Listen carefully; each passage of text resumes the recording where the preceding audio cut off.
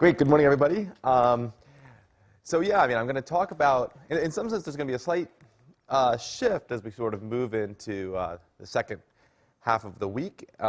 What's different about what I'm going to talk about from what we've heard so far is that we have been hearing from producers of results about thin groups, and I think I'm going to speak more as a consumer of results about thin groups, so we're sort of going from supply side to demand side. I want to try to give an impression over a couple of lectures of why people in algebraic geometry and arithmetic geometry have a need for thin groups, and especially most of today I'll just talk about sort of where these kinds of groups occur naturally in algebra geometric problems as monodromy groups, which is a very nice source of finitely generated subgroups of linear groups in nature. So let me start. I'll say, what is monodromy?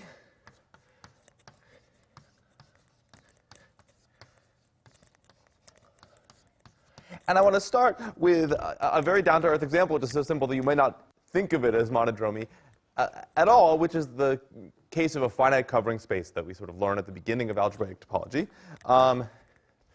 So start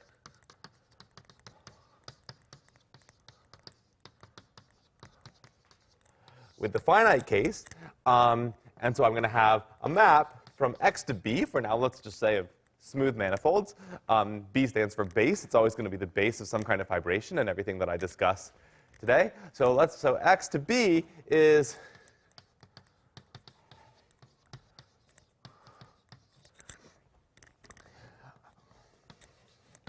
a finite covering map. And again, from topology, we understand very well how to describe such a thing algebraically. I mean, here's my base, which maybe I'll draw it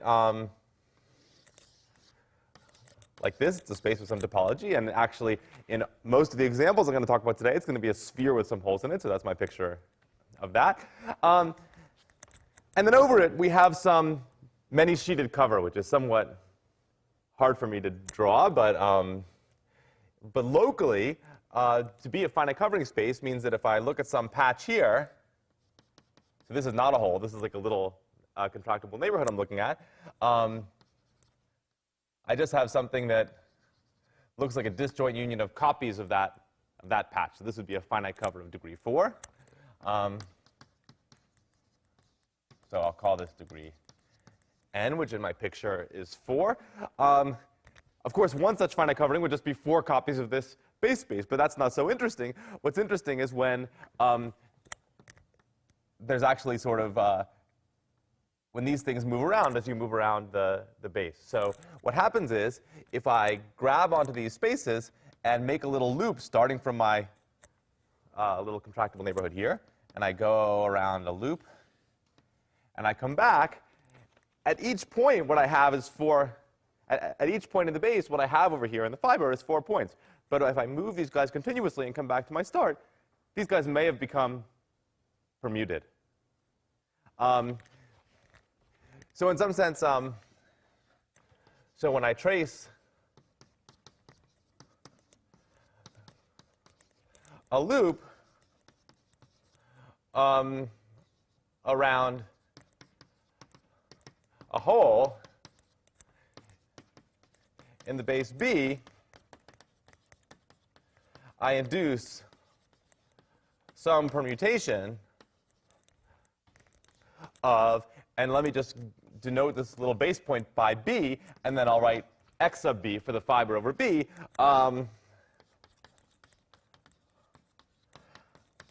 Of the finite set XB. And of course, we know very well that the loops based at B form a group, the fundamental group of the base. And so the algebraic way that we describe a finite cover like this is so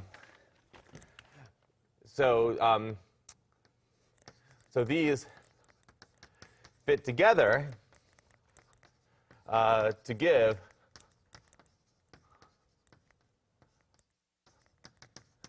homomorphism from the fundamental group of the base based at B to the group of permutations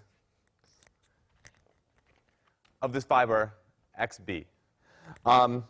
And in fact, the fundamental theorem of this part of topology is quite simply that to give a map like this is exactly the same thing as to specify a finite cover. So,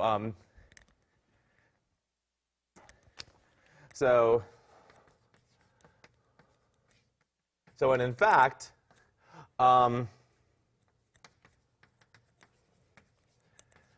this map describes the cover. So finite covers of B of degree n are in bijection with finite index, and in fact, maybe I'll even say index n. Oh, where's my eraser? I'll need to know where that is. Over here.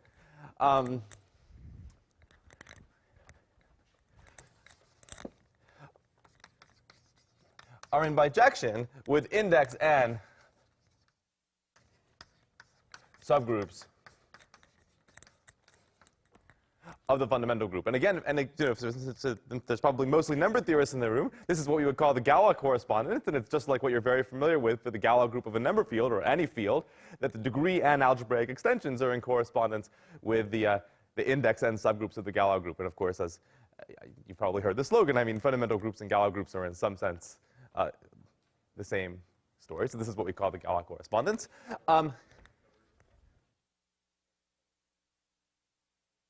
So actually, yes, Ian is right. Was that Ian who said that? Okay, I thought it sounded like Ian. I just couldn't. Yes, so let me say this more. Okay. This number theorist should have said that. Yeah, no, let me be more careful. Finite covers of degree n are really what they're in bijection with is maps to this symmetric group, which might or may not be, but the image might or might not be transitive. So let me say, let me just say, to say something correct, let me say exactly what Ian told me to say, and write the word connected here, and now I'll sort of speak about the monodromy group. So the point is that where am I going to get a finite index subgroup from a map like this? Well, I'm going to take a point stabilizer, right? What I'm telling you is I've got this fundamental group acting on a set of n things, and then I just say to myself, oh, I'll just take the stabilizer of a point. Well, if the action is transitive, then that makes perfect sense. It doesn't matter which point I chose. If there's different orbits, of course, then I have to be quite careful about saying the stabilizer of a point. I mean, which point? It could have completely different stabilizers. So let me say it like this. Maybe I'll even give this map a name, and I'll call it mu for monodromy. And mu from the fundamental group to this symmetric group is the monodromy representation attached to this cover. And its image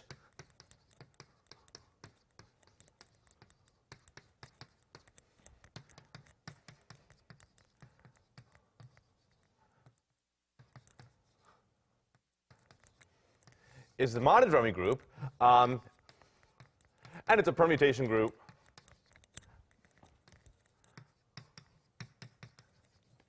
on n letters. So to speak to this issue of connectedness,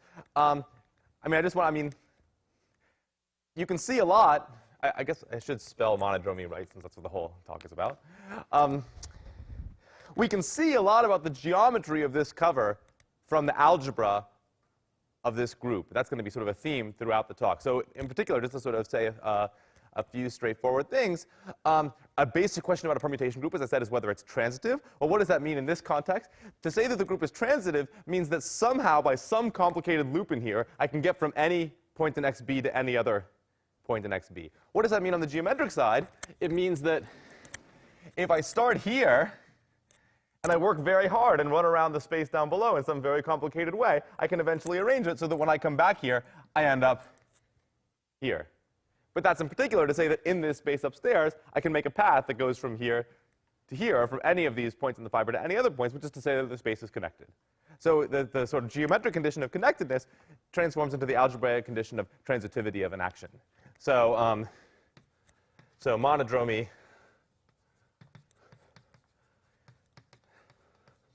transitive is exactly the same as to say that X is connected, and it's the transitive groups that, that have a well-defined point stabilizer, and in fact are in bijection with index n subgroups.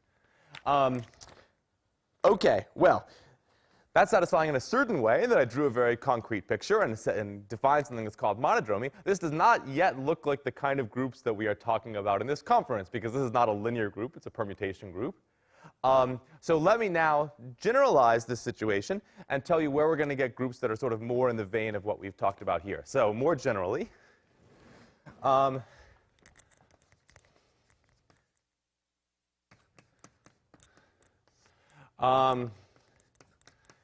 let X to be a fibration of manifolds. So that just means that, so let me draw a picture of the kind of thing I mean. Again, I'll sort of have some base, which maybe looks like this and has some punctures. But now the fiber is going to look like some more interesting space, not a finite set of points. The relative dimension is going to be 0 anymore. It might be higher, so maybe I'll draw the only manifold I can draw, a torus. Okay. So the fiber, so here's B, and here's XB, and it's a torus. And now I'm going to be completely incapable of drawing a 4-manifold that's fibered over this punctured sphere in tori. So maybe I'll just sort of draw a few more tori lurking around, and you can imagine these guys kind of somehow moving together. That's the best 4-manifold I can draw. But the point is, so to say it's a fibration just means that just as here, I could take some little neighborhood of any point and see that it just reduces to that neighborhood across a finite set. Here, over any neighborhood of B or any point, I can look above it, and what I'll see is diffeomorphic to that neighborhood cross a torus. But so that's a local statement. Locally, it just looks like a product. But of course, globally, again, it's different. So what happens now when you make a little path around here? So what happens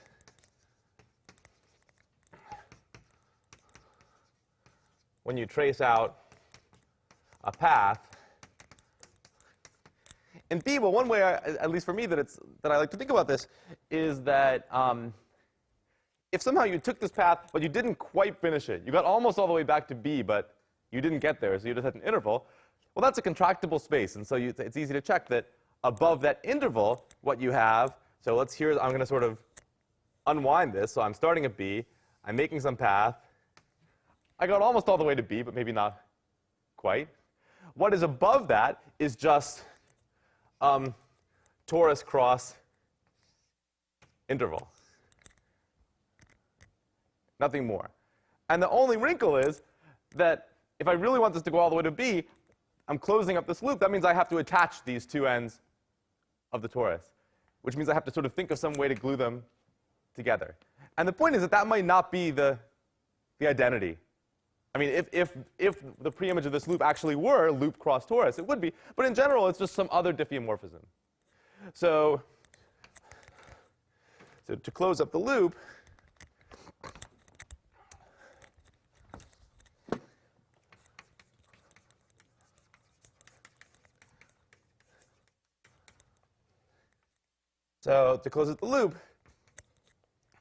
I have to glue the two ends together, which induces some diffeomorphism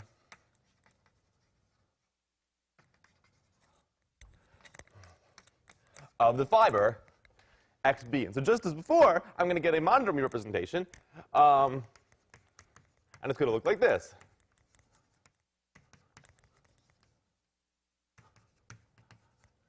Which I'll again call mu, and it is from pi 1 of the base, the fundamental group, to now the group of diffeomorphisms of the fiber. Exactly. Leo stepped to my punchline. That's what I was going to say. What I was going to say is this is, once again, not the kind of thing we study in the theory of thin groups. Although I will say, today is going to be the talk where I sort of say stuff that's true, and then tomorrow is going to be the more speculative talks. Maybe I just will, as a preview for Thursday, say, I do think sort of trying to go from linear groups to things like mapping class groups, which is sort of what you would see here, at least when you went to connect components, is sort of in some sense inherently interesting, although I don't know what it's for. I just think it's interesting. So I'll just say that, I mean, we could sort of be ambitious and think about. What? If it is, then it's meant to be. If it's not, then it's not meant to be. Why? What don't you like about it?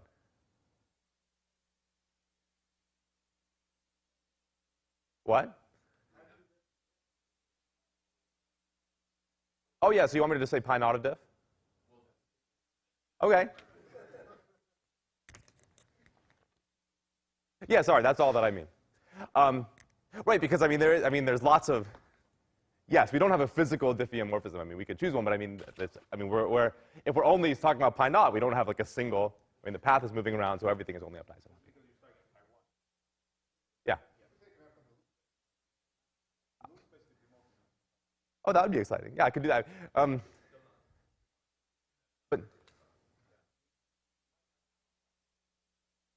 right. Right. But all I'm worried about here, I'm about to pass to cohomology, so all I'm worried about is. So as Leo says, somehow this is already not the kind of group we're studying, but what we're going to do, so what we're going to do is immediately take this manifold and just think about the action induced on its cohomology, which certainly only cares about this diffeomorphism up to isotopy. So diffeomorphisms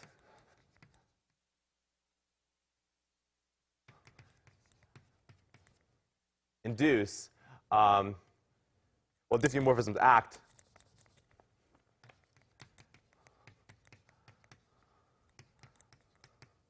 on cohomology, so we get a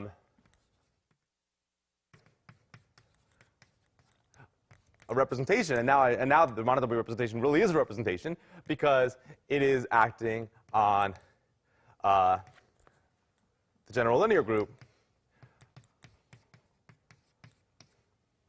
or rather, it's acting on the homology of X for any I. So I could write mu sub I or something like this. But in fact, most of what I'm going to talk about today is going to be on H1 of a curve. But I just want to sort of have the picture of sort of what in general people mean when they talk about monodromy actions on cohomology.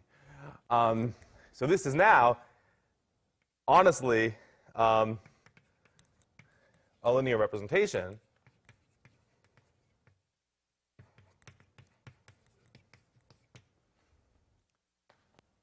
of the fundamental group. And now is Leo happy that this is the kind of thing that we like? Because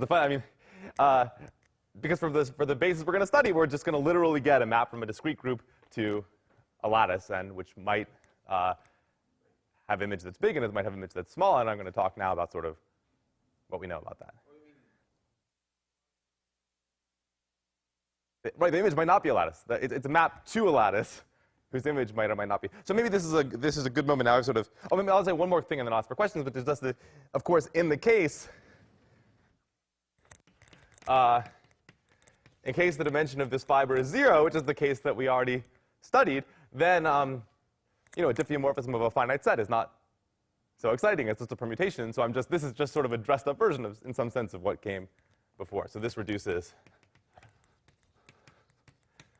Or really, this reduces to the permutation action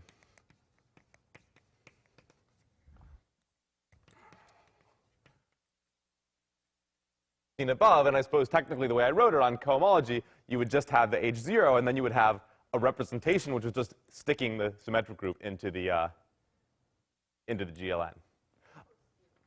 What? Oh, yeah, equals 0. Yeah.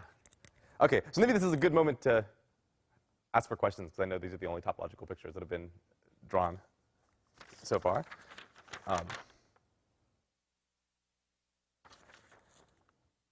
OK. So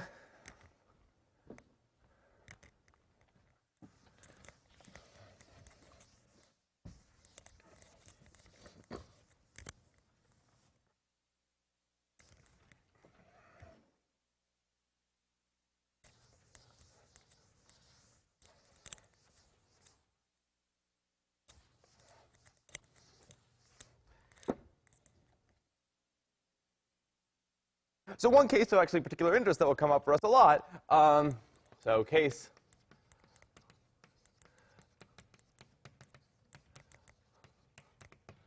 of special interest will be, let me just, maybe I'll even,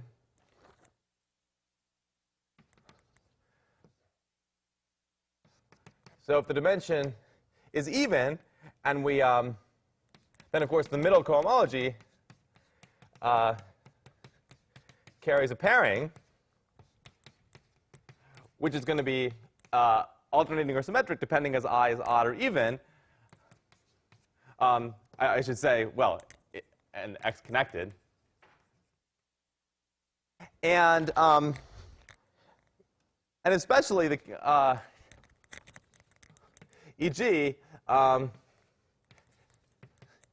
sorry, dim of the fiber, if XB is a Riemann surface, maybe I'll say, because I'm just saying topology now. Yeah, because everything I'm saying so far is manifolds. So there's no, in a minute there will be algebraic geometry, but it's just manifolds now. So a closed-oriented surface, then what's going to happen is this pairing will be alternating, and then the image of the monodromy lies in the symplectic group, because it's preserving this alternating pairing of hi of h1 of xz, but of course we know the dimension of this is 2g, where g is the genus of the surface, so this is sp2gz. So actually a lot of the examples I'll talk about today are of this form, and in some sense I think the ideas of what kind of thing is going on are adequately understood by just thinking about this case. So a typical example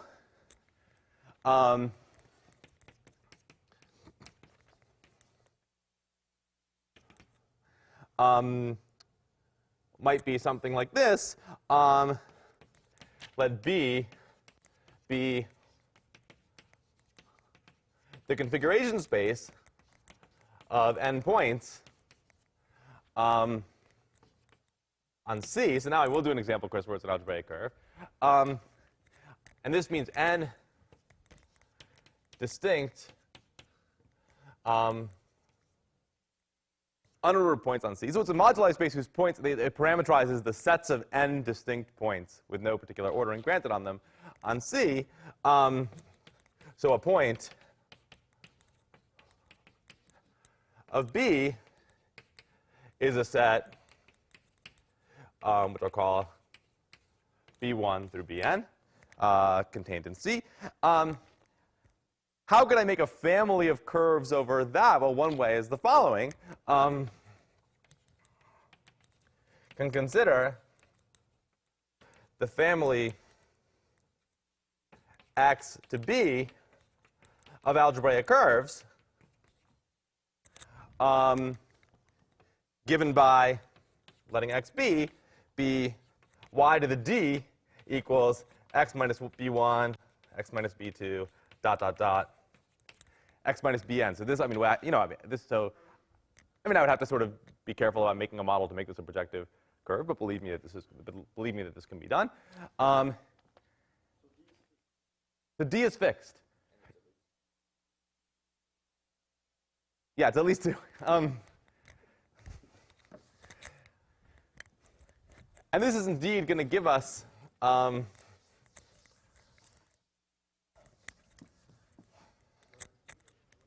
again?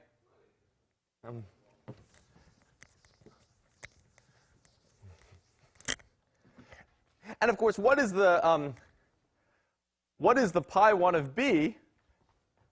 Here's a little picture to show you what the pi 1 of b is. So what is pi 1 of b? Well, a loop in this space is a little movie like this, where I have some configuration of n points, and I'm going to sort of move these n points around, but it's a loop, so it has to come back to this same configuration of n points.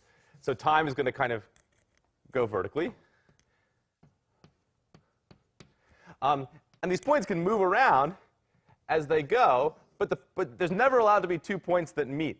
So as I sort of run this movie, the 2 points, as the paths they trace, can never actually collide with one another. So maybe this guy kind of goes behind here, and maybe it ends up here. I mean, there's no ordering on these points, so they can get permuted as you go, and et cetera, and et cetera, and et cetera. And this picture I'm drawing is, of course, nothing other than a braid. Did I run out? No, that's good. So this is nothing other than the group of braids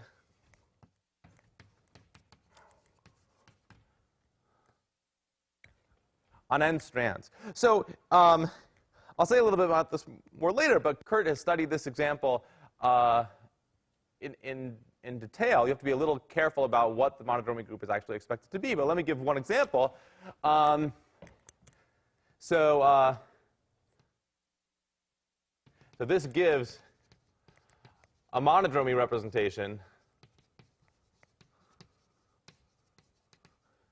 from the braid group to some symplectic group for a suitable G, which you could work out.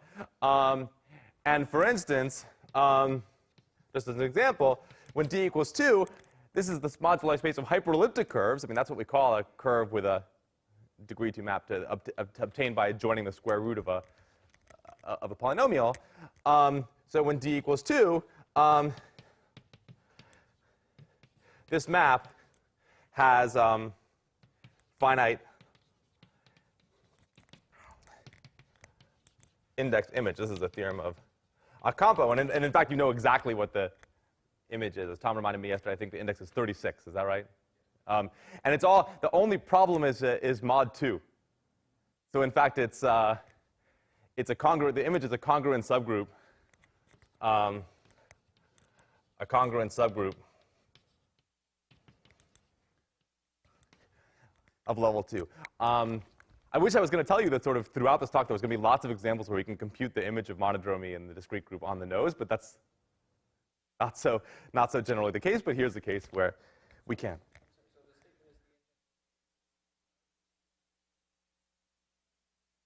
Oh yeah, what am I saying? Of course, right? There's a formula in general. Did I write 36 on the board? No, good, okay. But what I wrote on the board is true, sorry. What I wrote on the board is true. It's always a congruent subgroup of level 2. So basically the question, well,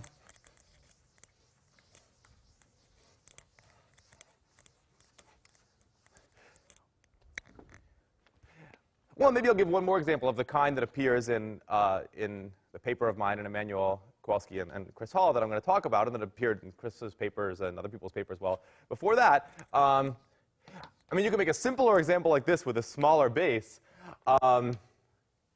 where, actually, do I want to do this yet? Yeah, why not? So here's a family of curves. Y squared equals f of x, x minus t, where t is varying over c. So it might look like I'm saying, oh, I have a family of curves parametrized by the complex numbers, like my base is the complex numbers. But that's not what I mean. One reason is that I better not mean that because the complex numbers are simply connected, so that wouldn't be such an interesting story. But of course, the point is that for some values of t, this is not going to be a smooth curve. I mean, remember, a fibration really has to have the same thing over every point. So really, it's not varying over c, but c minus the roots of f of x, because it's not hard to check that the condition for an algebraic curve with this equation to be smooth is that the thing you're taking a square root of had better be square free. And this will be square free exactly when t does not meet any of the roots of. Oh, and f had better be square free, yeah, otherwise there's just nothing. So f square free. Excellent point. So now this, c minus the roots of f of x, is of course my favorite base, like a punctured sphere, right? It's cp1 minus infinity and then the rest of these points. So this is a sphere punctured at the degree of f plus 1 points. And so, this is what I'm calling B. And so here, the fundamental group is free on the degree of f generators. And now, my monodromy representation, just to sort of show you this is exactly the kind of thing that we have been seeing. So now, the map from pi 1 of B of the fundamental group to sp2g is just a map, a homomorphism from here group to here, which means I give you a list of elements of here and tell you about what group they generate. So this is exactly the kind of thing that we've been studying, and we know it's a hard problem to understand exactly what that image is given as a subgroup. Let me say the image of the map is given as a subgroup of sp2z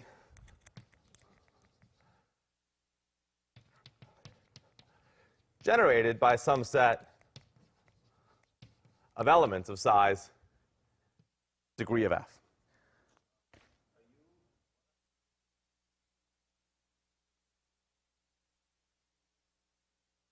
So sorry, I wrote degree f as 1 because C is itself, right.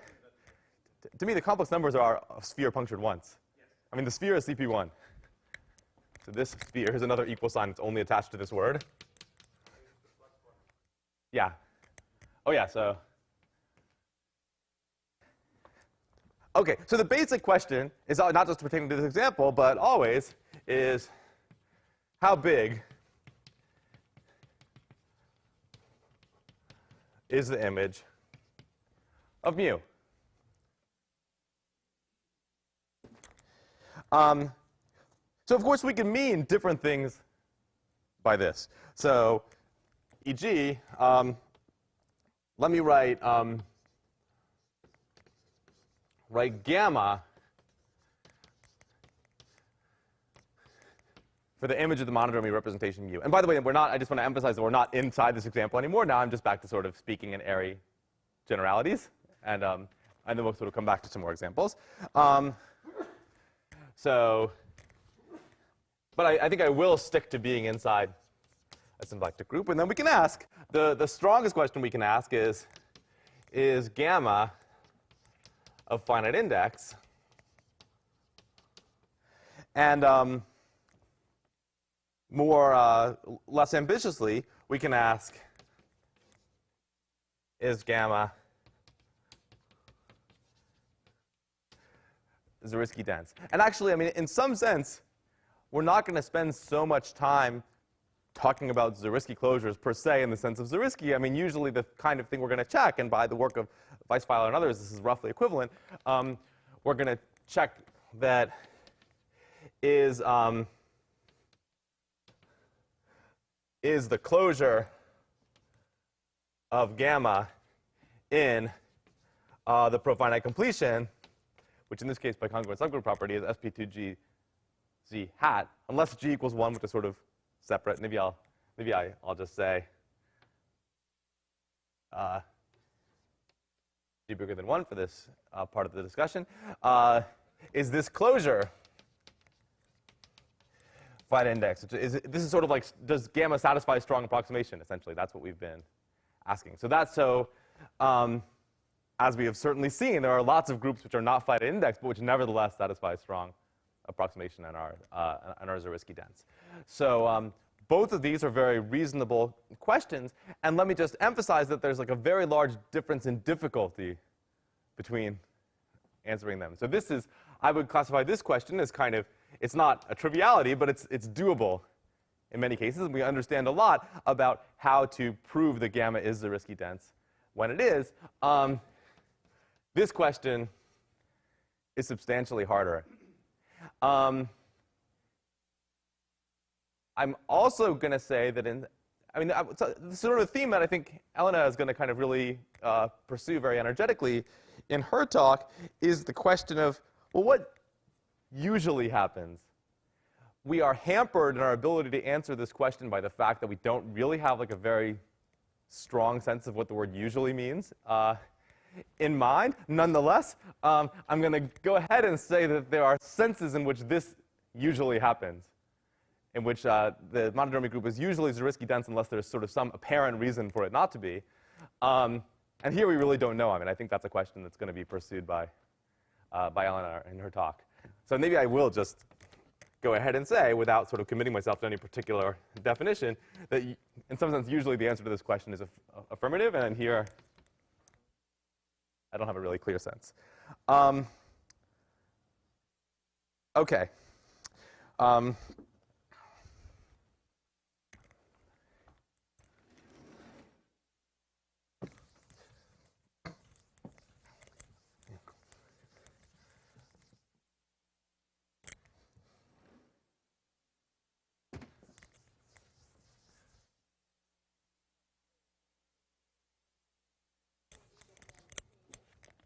Yeah, so definitely both could happen. So I'm going to sort of, I think, is this almost the next thing I'll say, but not quite, is I will give a list of examples where we know one way or the other.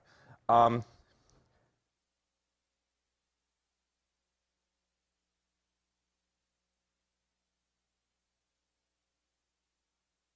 just trying to decide what order to do things in. Yeah, I think I'll stick with my order. So let me say something about. I want to say a word about local monodromy. Because, of course, you can ask, all I've really told you about these maps is that, I mean, after all, this pi1, in so many cases we're interested in, like a punctured complex plane, is a free group.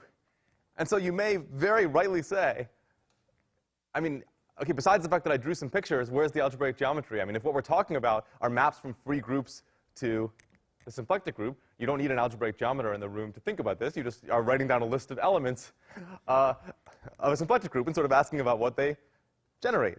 Okay, I will try to make an argument that there is, I mean, I will over the course of today and tomorrow make an argument that there really is some algebraic geometry to discuss. But let me say one thing about these monodromy representations in the holomorphic setting where it comes from not just some arbitrary vibration of tori, but an actual holomorphic family of algebraic curves over C. So,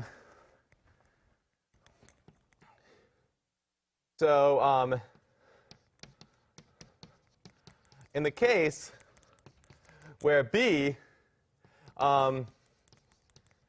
is a punctured sphere,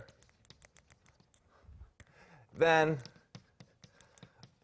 pi1 of B, well, so this fundamental group, it's funny, it's not quite just a free group given to you abstractly, because a free group does not come with a canonical set of generators, right? I mean, a free group is just a free group. This comes with actually a little more structure, so I'll say this comes with, now you might think I'm going to say, oh, it comes with, well, let's see how to say it. Now I've been, yeah, I mean, it comes with not quite a canonical set of generators. That would be great. But that's not true because, if I sort of draw this picture, I've got my base point, and I say, OK, so what are my generators? Oh, I take a loop around this puncture. But of course, there's lots of ways I could take a loop around this puncture, right? I could do this sort of what looks like the obvious thing the way I drew it, but if I drew it a different way, it might make more sense to sort of go on a path that looks kind of long and goes this way and then sort of goes around here and then comes back. And those are not the same element of the fundamental group, of course.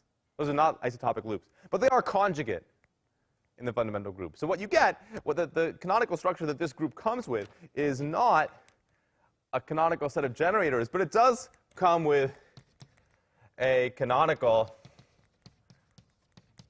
set of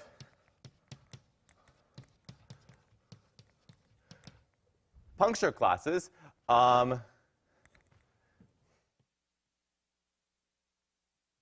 C1 through Cn. And so in some sense, well, we don't have a canonical set of generators. We can at least say that sort of the right way to generate this group is by drawing an element, by one element from each of these conjugacy classes. And in particular, so when x to b is a family of algebraic curves, what happens when you take the monodromy representation, where does it send one of these good generators? It always sends it to what's called a potentially unipotent, that is something which has a power that's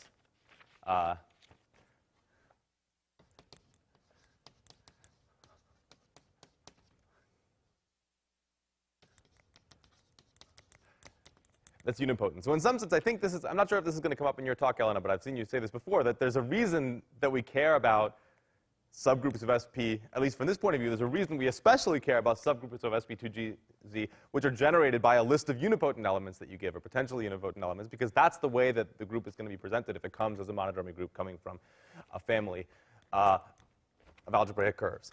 And even though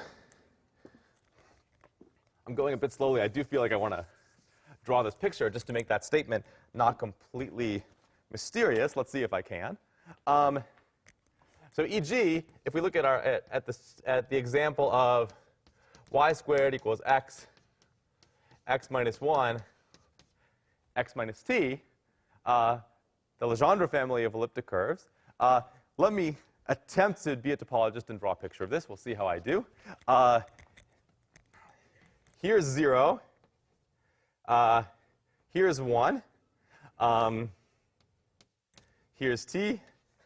And here's infinity and this box is CP1. So I'm not going to draw the torus. I'm going to draw the complex plane of which the torus is a double cover, right? I mean, so y squared equals x minus 1, x minus t is a double cover. The projective model of this curve is a torus, which is a double cover of the sphere, which is branched at these 4 points. And if I want to draw the homology classes on the torus, there's 2, right? It's H1 is 2-dimensional. I can just sort of draw the loops down here, which are the shadows of the loops up on the torus. So I think the way I want to draw them is I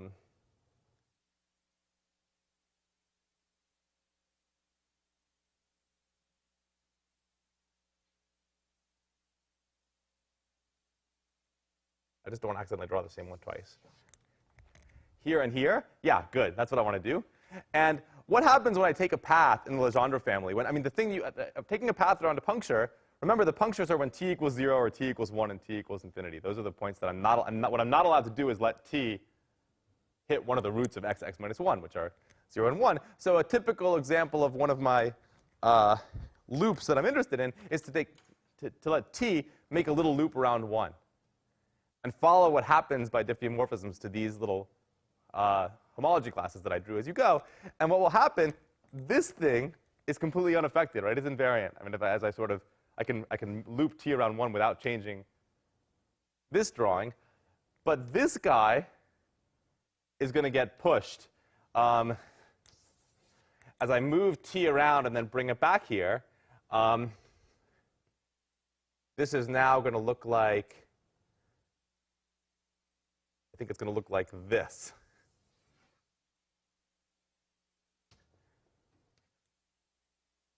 And this guy will stay the same.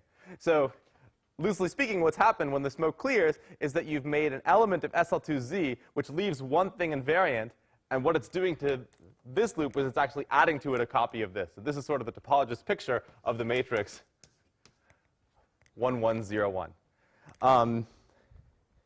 And so I'm not so great at drawing these pictures, but the point I'm trying to make is that whenever you have sort of a simple degeneration like this, what's happening is that you're getting a unipotent matrix, or if you sort of want to say what's happening on the level of the tori, or more generally the higher genus curves, you're executing a Dane twist around some loop, and that acts unipotently on. This is an example. Yeah, so this is an example where it's actually unipotent. But in general, the problem is this is an example of, in algebraic geometry, we would say this is an example of a curve which, when t equals 1, has a stable reduction. And you can always obtain that by a finite ramified cover. So if you have a family that's stable, it's actually unipotent on the nose. And then if there's some sort of small finite extension that you have to do to make it stable, that's when you have to say potentially unipotent. But in this case, yeah, it really is unipotent. Okay.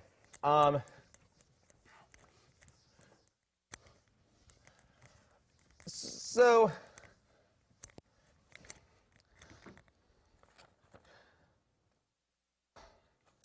there's so much stuff I would like to say, but I think let me focus on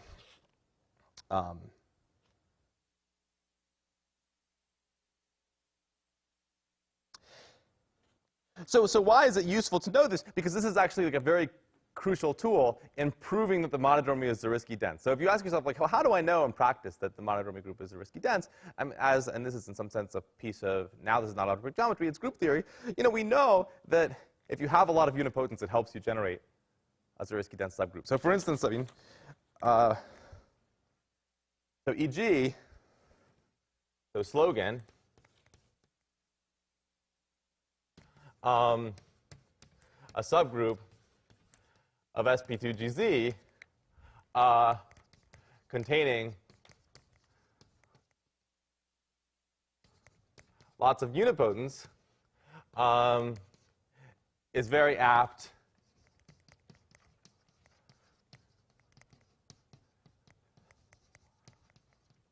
to be Zariski dense. And I'm sorry, Chris, I'm not really going to state your theorem in its full generality, but let me just say, like, a sort of a very nice tool for which certainly we use in our joint work, like, comes from a paper of Chris's. And I'm going to give, so you have to tell me, I'm going to write such a special case, Chris, that maybe you'll say, oh, but this special case does not require my theorem at all, and it's like known to people before. So I'll write the special case, and then you'll tell me. So is that right? Okay. But whatever I'm saying, it's this particular fact was even known before Chris, but Chris's result is sort of the thing you would use in maximal generality. So, e.g., if S is a set of transvections in sp2gz, so now a transvection is not only a unipotent, but it's a unipotent where the dimension of the invariance is one less than the dimension of the space. So it's sort of like a rank 1 unipotent. It's as close as you can be to being the identity without being the identity. Like 1101. And the group generated by S, sorry, let me say, so let's let gamma be the group generated by this set of transactions. And then what we want to say is, all we need to know is that this Zariski closure is irreducible. Then the Zariski closure of gamma is actually is actually the whole algebraic group SP. So who should I credit this fact to, Chris? Okay, so this is Zariski. And how do you spell this? Oh, it doesn't matter. And O. But then also, this is a special case of sort of a more general statement that's very flexible and allows you in lots of cases to prove Zariski density from Hall. Is that 2007? Is that when that? In Duke. Okay. And the point is that in what?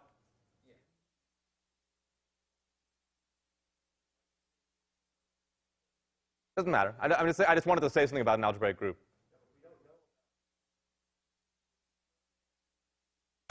We're trying to conclude something about the Zariski closure. So you say, first check if the Zariski closure is irreducible. But it's the same thing as saying that it acts irreducibly. So what other? Oh, just because I'm thinking of it as a statement about what the Zariski closure can be. So among the irreducible things it can be. But it's the same thing. I mean, I'm happy to say it. But yes, in terms of, so i.e., gamma acts irreducibly.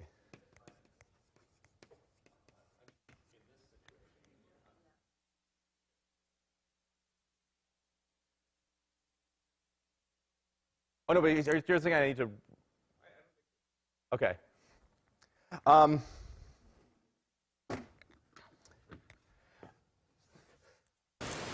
So let me just say that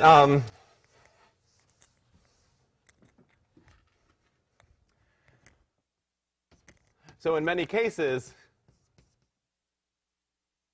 of family of curves, and in some sense, which I don't really want to make precise, but I'll just say, and in some sense, rough sense, the generic case,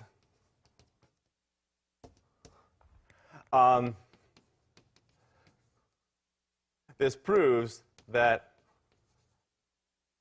monodromy is Zariski dense.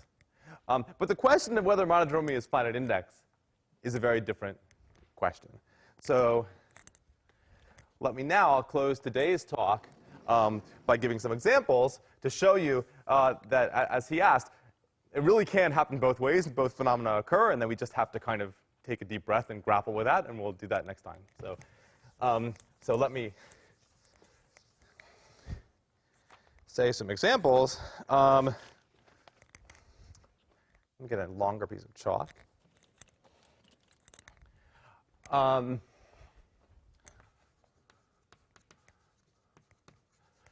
But monodromy need not be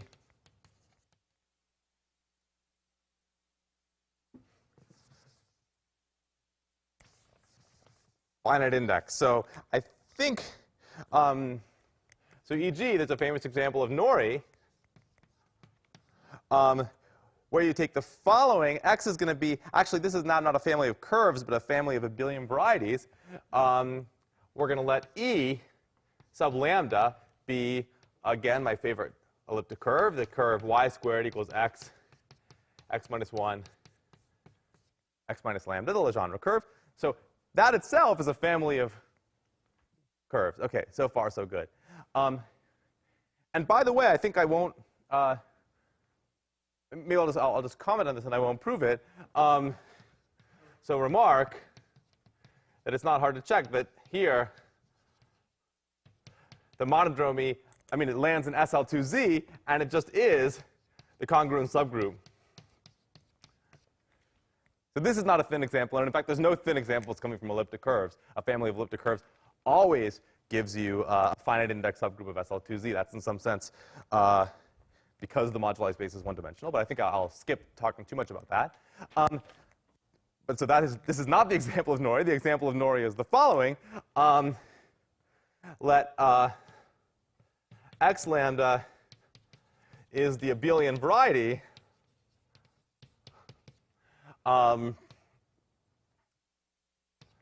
E lambda cross EC lambda. So let me even say it's the abelian surface. It's an elliptic curve cross an elliptic curve where now C is a constant. And now what is B? Well, it's C minus, and it had better not be, lambda had better not be 0 or 1, because this guy won't be an elliptic curve. But also, you've also got y squared equals x, x minus 1, x minus c lambda. So lambda had also better not be C inverse if you want the other one to be an elliptic curve. So it's C minus 0, 1, and C inverse. It's a sphere punctured at 4 points. And what Nori shows, well, now you have to be a little careful, because what is the, I mean, now I'm not in a situation where the natural target for the monodromy group is symplectic. You see, mu is going to go from pi 1 of b to, I mean, a priori it just goes to GL, and this is going to be, we're going to study the H1 of this abelian surface, H1 of E lambda cross EC lambda. So I suppose I could say, okay, this is a 4-dimensional space, right, each one of these. But I don't want to look at the full GL4. That's somehow, I know the image is much smaller than that. In fact, this guy can only be SL2, and this guy can only be SL2. So the image actually lands in SL2Z cross SL2Z. And what Nori showed is that the image is, in fact, not a lattice in this group. It is Zariski dense. That's easy to check. But it is infinite index. So that's an example of a thin monodromy group.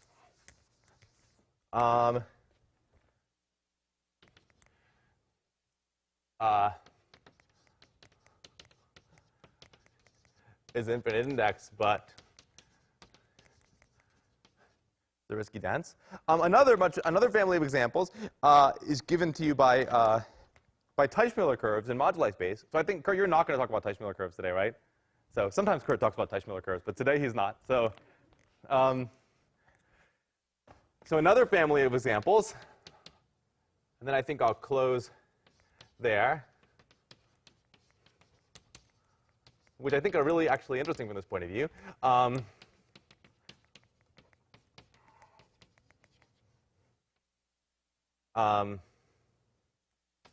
T sitting inside mg, so I won't, there's a whole beautiful story I could tell, which I won't. I'll just say these are projections down to mg of geodesics for a certain flow on Teichmuller space, which have the very good taste to ending up being closed algebraic curves in mg.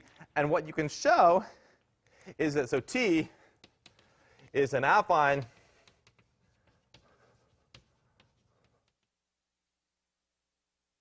algebraic curve. And if you look at the monodromy representation, where is it going to come from? Well, you have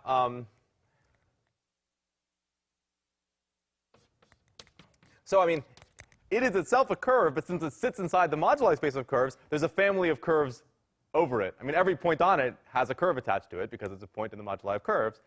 And so you get a map to SP2GZ. So parametrizing genus G curves. I guess if you like, I have sort of the universal curve over here, and I pull back to get X. And this map you can check as injective. But then you know that you're thin, because this is a free group, right? It's the fundamental group of a punctured sphere. So, so this is a free group. And injects, I guess I would have to think. I didn't think about the Zariski density here. What does it look like? Oh, OK, so it's thin in that. Sorry. So that is a good point, that these guys sit inside Hilbert modular. So for instance, these guys sit inside Hilbert modular varieties. So actually, the Zariski closure is not going to be SP2GZ. It'll be, yeah.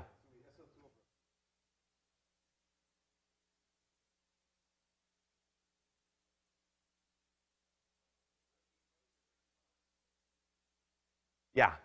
OK. Thin in its Zariski closure. OK, so so I'll stop there for today. Next time, now that we've established that this is a real phenomenon, and sometimes the monodromy is thin, and sometimes I guess I didn't actually give an example where I proved that it's not, except for the universal example of the hyperelliptic locus. I might say a word about that next time. Next time I will talk about. I explain how monodromy groups are discrete subgroups that might or may not be thin. This conference, in a lot of it, has been about super strong approximation for thin groups. So next time I will explain why, as an algebraic geometer, now that we know that monodromy groups can be thin, I'll explain why we care about super strong approximation for monodromy groups, which, thanks to other people in the room, we have. OK, thanks.